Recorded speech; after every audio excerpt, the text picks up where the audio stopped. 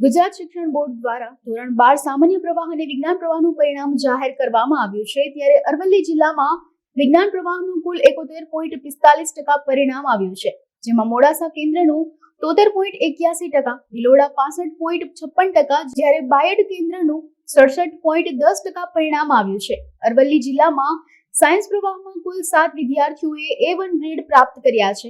આવા જ એક વિદ્યાર્થીએ છેલ્લા 2 વર્ષથી મોબાઈલથી દૂર રહીને A1 ગ્રેડ પ્રાપ્ત કર્યો છે. જિલ્લામાં સામાન્ય પ્રવાહનું કુલ 94.8% પરિણામ આવ્યું છે. મારું નામ પરમાર મહેશભાઈ કે, હું દીપના પપ્પા છું. હું ટીચર છું, ગવર્મેન્ટ જોબ છે મારી, અને મુનશિયાળા પ્રાથમિક શાળા.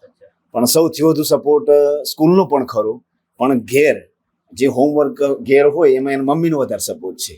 એની મમ્મી એને જે માગે તે હાજર હોય એમ, અને એની પણ જબરજસ્ત મહેનત કરી છે.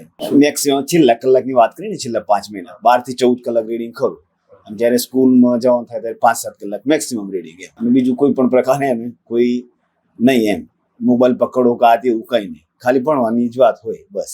મારું નામ પરમારદીપ મહેશભાઈ છે. હું ચાણક્ય સ્કૂલમાં ભણતો હતો અને મારે 93.92% આવે છે. ટોટલ 99.86% ઓવરઓલ આવ્યા છે. છેલ્લા 5 મહિના તો 14 થી 15 કલાક ભણતો હતો, અને સ્કૂલ ચાલુ થઈ ત્યારે સ્કૂલના એટલે 3 થી 6 નીટના ક્લાસ હતા, એટલે 5-6 કલાક ત્યારે થતું હતું. નીટની તૈયારી કરતા હતા એટલે જોડે જોડે 12માં તૈયારી થઈ જતી હતી, અને કોઈ પ્રેશર એટલું બધું આવતું નહીં. આપણે જાતે તૈયારી રોજ કરીએ અને વાંધો નહીં આવતું, આપણે મહેનત કરી હોય તો.